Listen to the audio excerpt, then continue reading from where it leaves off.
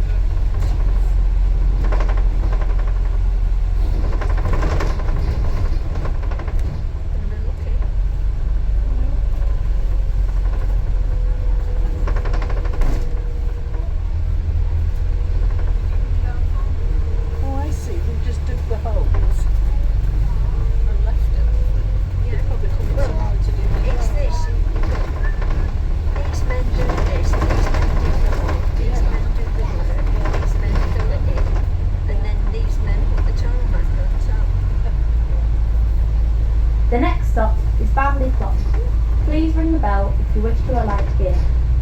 We will soon be passing the Bannerley Clock Tower, which marks the boundary between Windermere and Bowness and Windermere. Size 10. It was built in 1907 in memory of Mountford John Byrd Bannerley, a local author of travel and guidebooks, and whose works are believed to have inspired Alfred Wainwright to write his famous Lake District guides.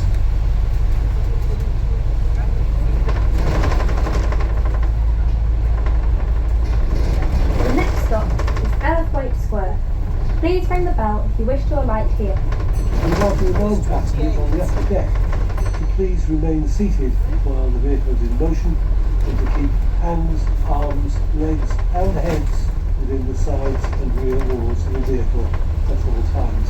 Thank you very much. We're now approaching the town of Windermere, not to be confused with the lake, which is about 1.25 miles away. Originally called Birthwaite, this tiny hamlet grew with the arrival of the railway in Victorian times. When the train station was named Windermere, the growing town also adopted the name. The railway is one of the easiest ways of getting here, but faced a lot of opposition when it was being built. Even the poet William Wordsworth was against it, writing several letters to London newspapers. The railway helped tourists visit the Lake District for the first time. In the first year, almost 120,000 visitors came by train, with the option of being transported to the lake shore by horse and carriage.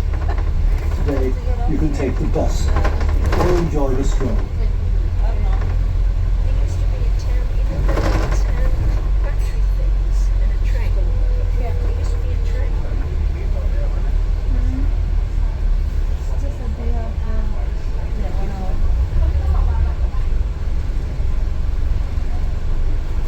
What's it?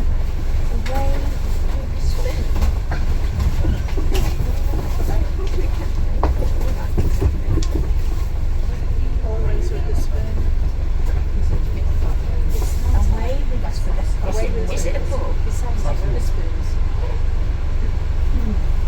Yeah, but it's an old ancient. Oh, away with the spoon. It's Is it a nursery? nursery rhyme. Oh, that's children's one. On the way back or on the way up? Not going up. This possible when you take them that far.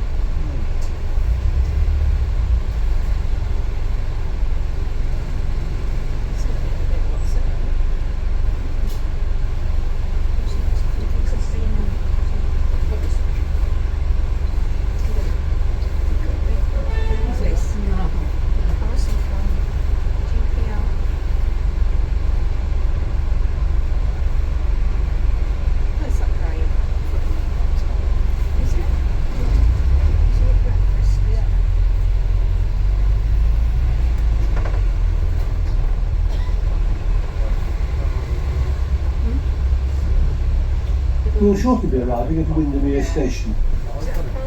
Please change here for the number 6 service to Alderston Barrow, and the 505 service to Hawkshead and Coniston, the seasonal 508 service to Glenridding, Ullswater and Penrith, the 555 service to Keswick, Kendal and Lancaster.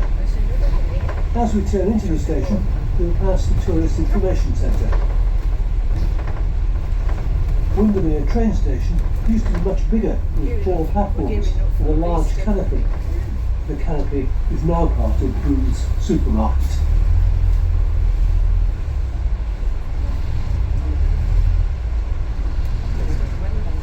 Yeah, it is. Well, I think it's a place for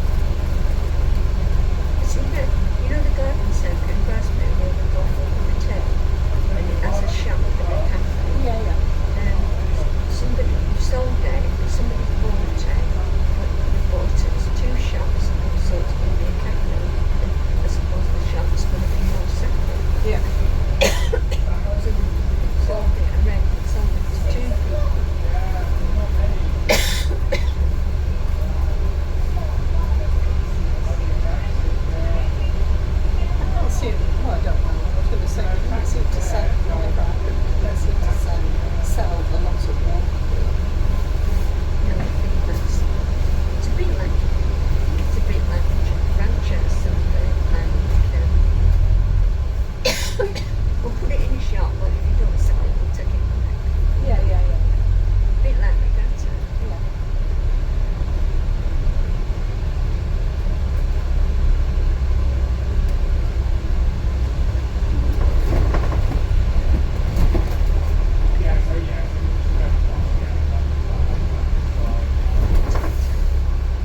See the storm on their hills, Jen.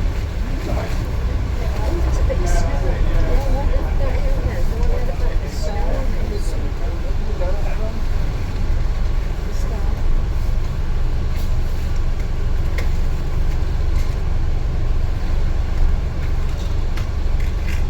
Do a tic-tac.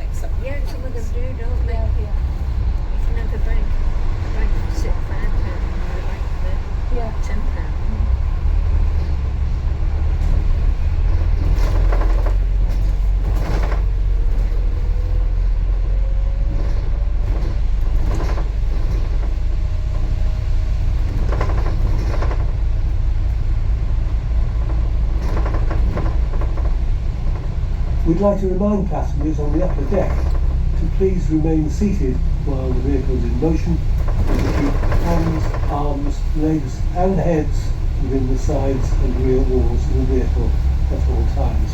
Thank you very much. To those passengers who've just joined us, we would like to welcome you aboard the Stagecoach 599 service to Ambleside and Grasmere.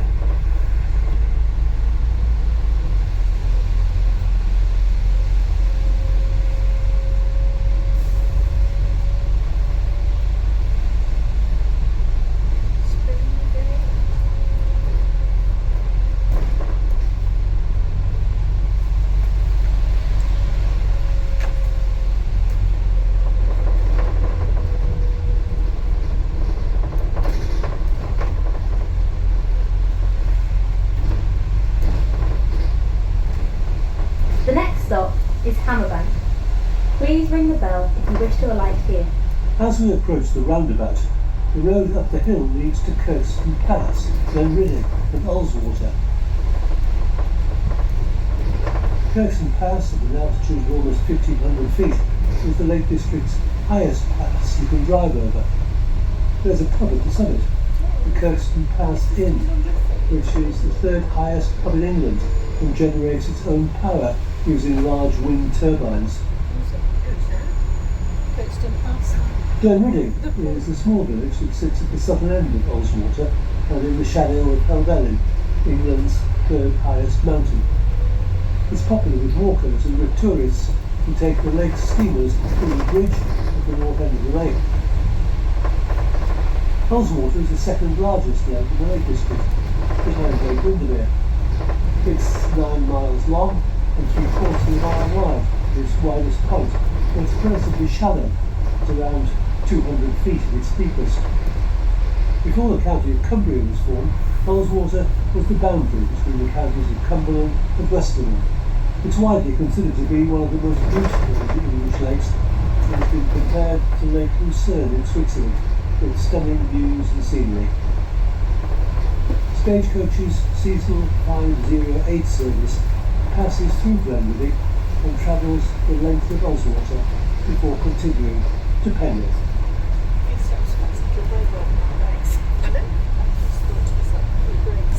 The next stop is Troutbeck Bridge. Please ring the bell if you wish to alight here.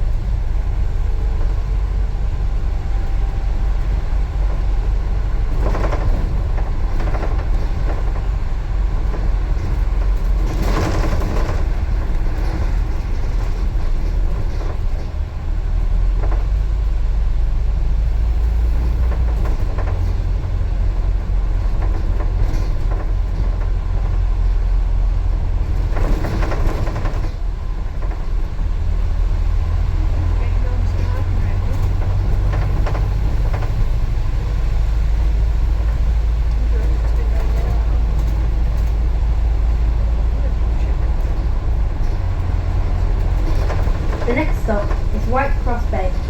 Please ring the bell if you wish to alight here. We're about to pass White Cross Bay Holiday Park.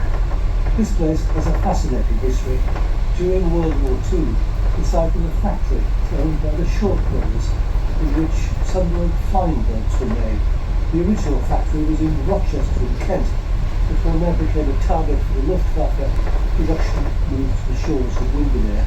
Around 35 flying boats were built and launched here, with most bound for protection and U-boat hunting roles for the Atlantic convoys. The location was ideal, as it was sheltered, isolated, and had easy access to a large open stretch of water for the planes to take off. The Short brothers also built a small village called. The next stop is Brockholm. Please ring the bell if you wish to alight here. Coming up is the Brockholm National Park Visitor Centre. Once a private dwelling owned by the Gaddon family, who were related by marriage to Beatrix Potter, it became a convalescent home during World War II, and latterly the National Park Visitor Centre in 1965. There are 10 acres of formal gardens and 20 acres of informal gardens and meadows.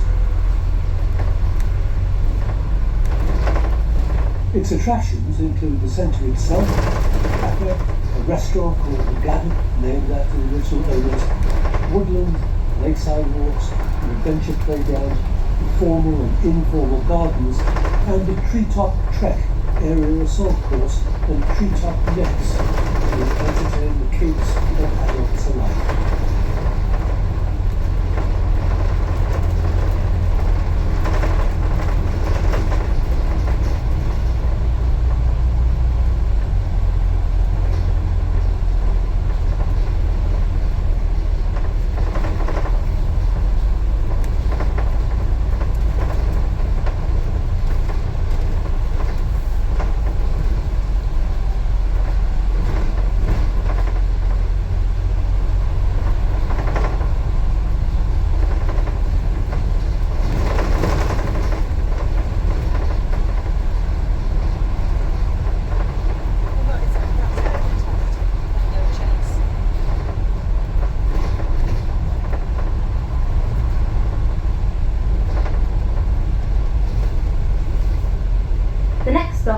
Lowood.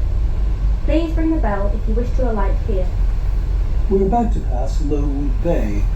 If you look out over the lake, you'll see, provided it's not raining, a stunning view over Lake Windermere to the Langdale Pikes. We believe this is the best view from a bus stop in the world. The lake itself is England's largest. Because mere means lake, there's no need to call it Lake Windermere, just Windermere will do. The lake has a number of small wooded islands. These are owned by the National Trust and accessible by boat. The largest island is Belle Isle, named after Isabella, the wife of John Curwen, who completed the unusual circular house on the island.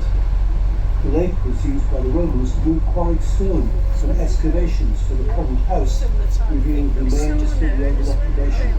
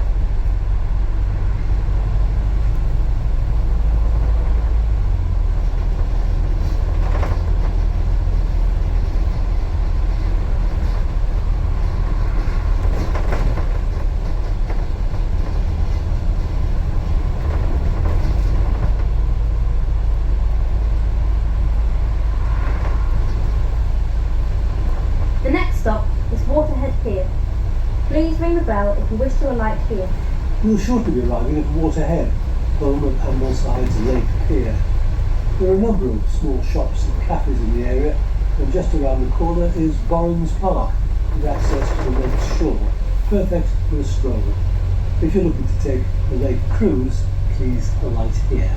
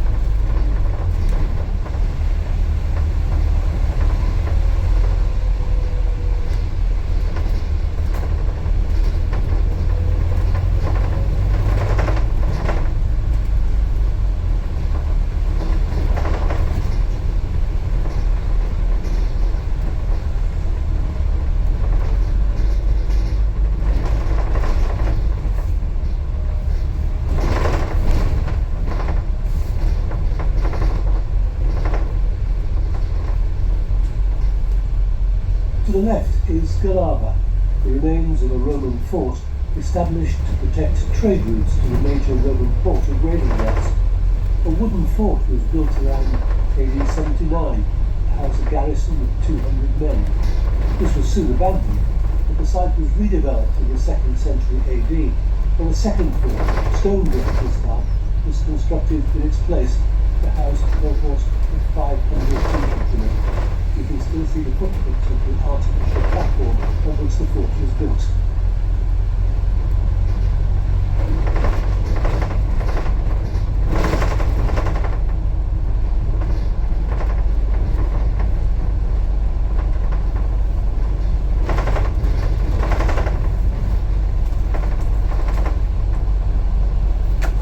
The next stop is Ambleside. Please ring the bell if you wish to alight here. We're now approaching Ambleside town centre.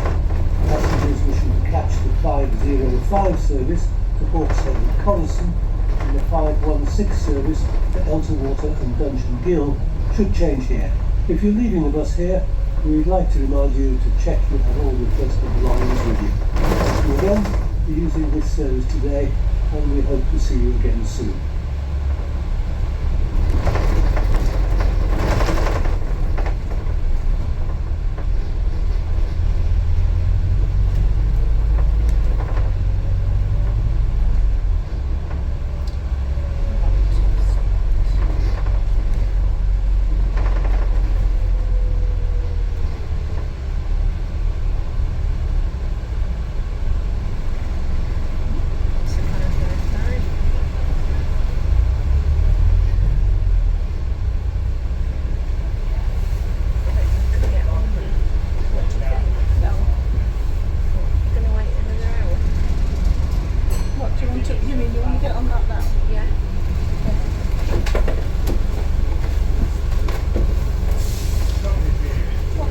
where are we getting on this? To go to up towards Kensington, it'll go to Grasmere. Grasmere, wouldn't it?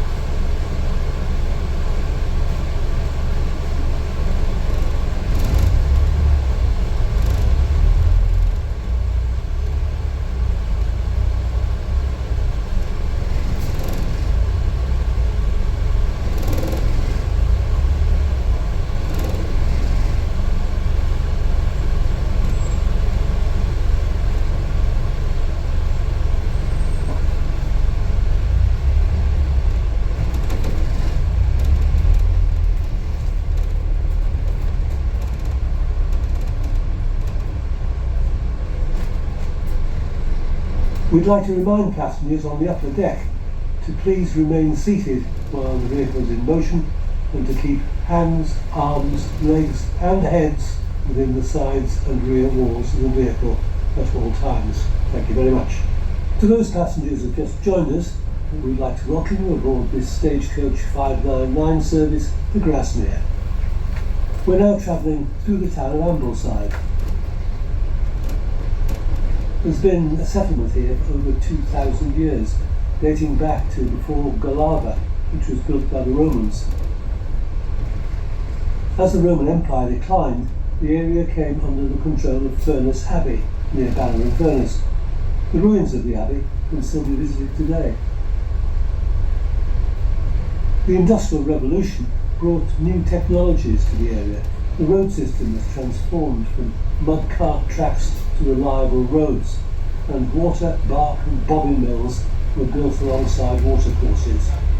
Stock Gill still has the remnants of water mills near its banks. By the late 19th century, the town had expanded as the tourist industry caught up and overtook the mills as the town's main trade, and visiting the area became easier with the arrival of the railway at Windermere. Can you believe that at one time this tiny two-roomed building was supposedly home to a family of 2 parents and 6 children? Bridge House is possibly the most photographed building in the Lake District. It was built as an apple store at Ambleside Hall and straddled Stockbeck to escape land tax.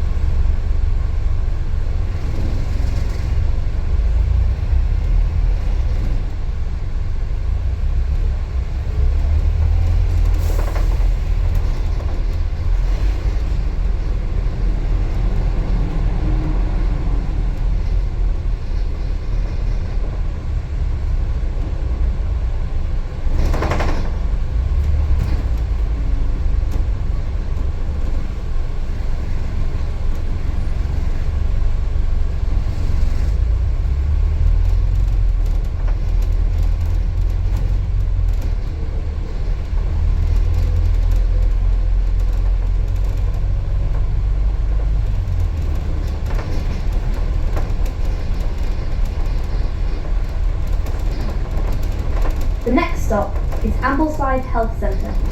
Please ring the bell if you wish to alight here.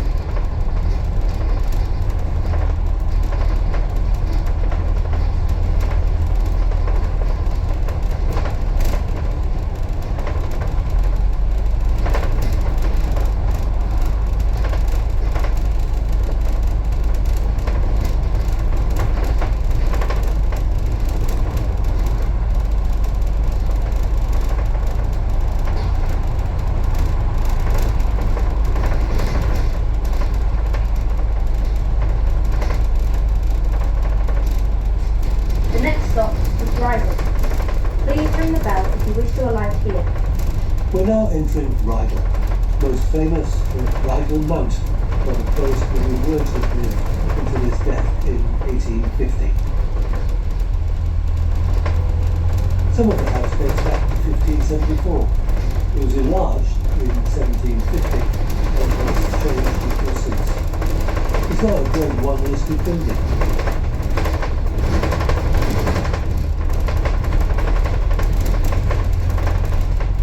Rydal Mount is not the obvious large building you can see through the trees. That's Rydal Hall, built in the 16th century. Its present look dates from the early 19th century. This is the so-called New Hall, built by the first Sir Michael de Fleming in the 16th century, enlarged in the 17th century and altered and refaced in the 18th century, with the main front dating from the early 19th century. The original Rydal Hall was closer to the Cottage Road, but was in ruins by the end of the 16th century.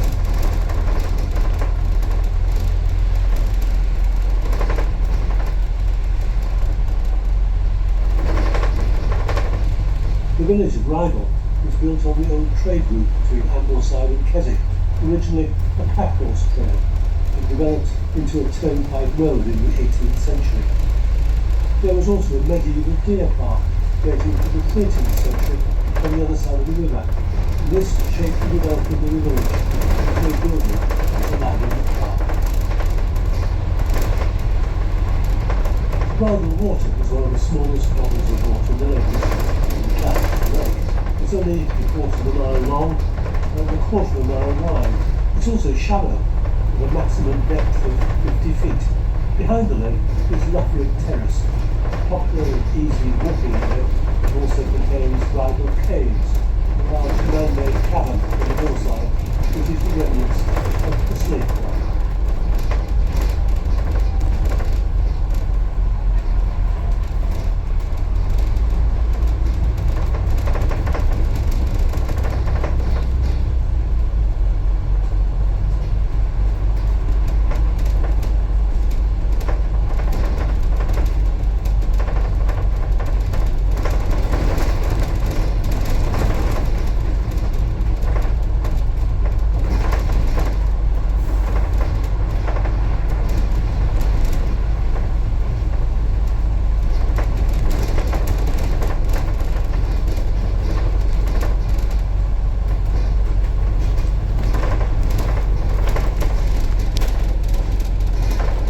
The next stop is Wright Moss.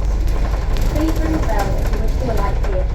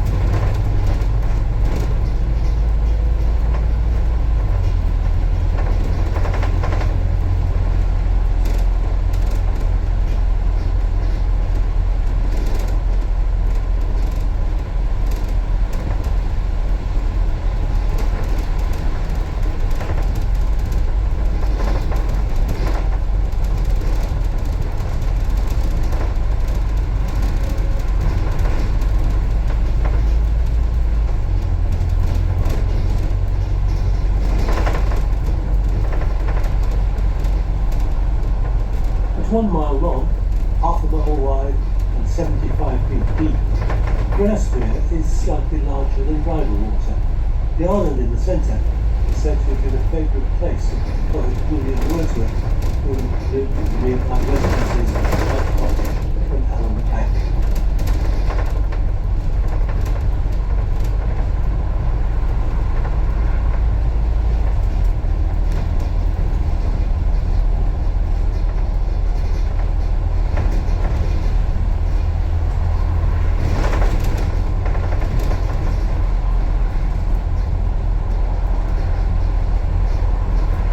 The next stop is Dove Cottage. Please ring the bell if you wish to alight here. You can see Dove Cottage behind the building is next to the car park. It was built in the 17th century as a public house and was first recorded as Dove and Olive in 1617. It remained a pub and it closed in 1793. It was then converted into a house, and its most famous residents, William Wordsworth and his sister Dorothy, arrived in 1799, and later Wordsworth's new wife Mary. Thomas de Quincey, a journalist and writer, was a permanent guest at Dove Cottage, and in 1808 the family outgrew Dove Cottage and moved to Allen Bank in the village of Grasmere. Dove Cottage was acquired by the Wordsworth Trust in 1890 and moved to public in 1891. Inside, the cottage looks the same now as it did in Wordsworth's day.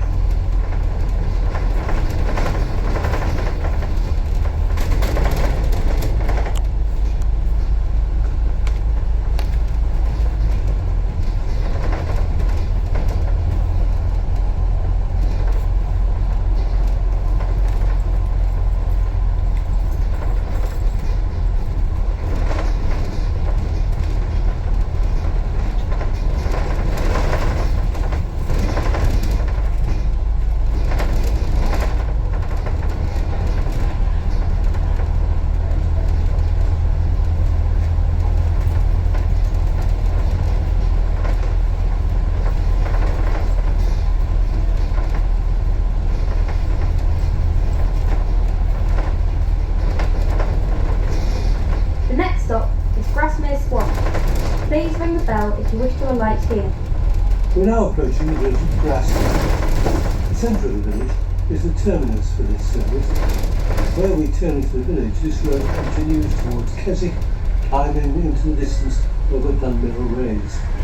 This was the scene of a bloody battle in 945 AD for the control of the Kingdom of Cumberland between Dunmail, the last King of Cumberland, and the united forces of Malcolm, King of Scotland, and Edmund, the Saxon King. Dunmail was defeated and slain in the battle, and local folklore tells that his body lies under a large pile of rocks and stones at the summit of the pass.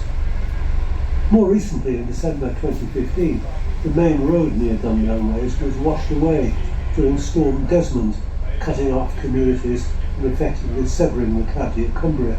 The road was closed for just over 5 months before a 3-mile stretch was completely rebuilt and the road reopened. Grasmere is a beautiful village, home to St Oswald's Church, where William Wordsworth and his family are buried. The Wordsworths lived in 2 properties in the village, Allen Bank on the outskirts and the old rectory.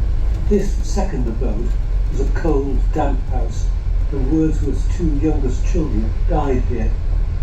This place is the home of the legendary Grasmere gingerbread, which has been produced here to a secret recipe since 1854.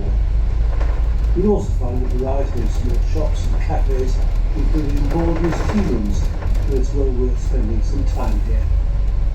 This service terminates in the village before departing for its return journey in a few minutes.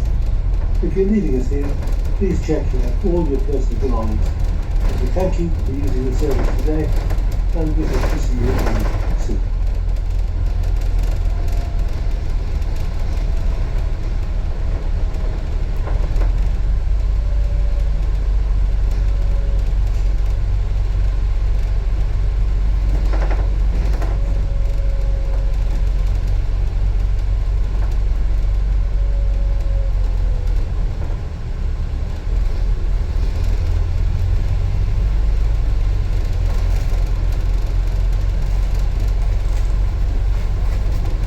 The next stop is Grasmere, the terminus for this service. When you leave the bus, please make sure you have all your personal belongings with you. We thank you for using the service today and we hope to see you again soon.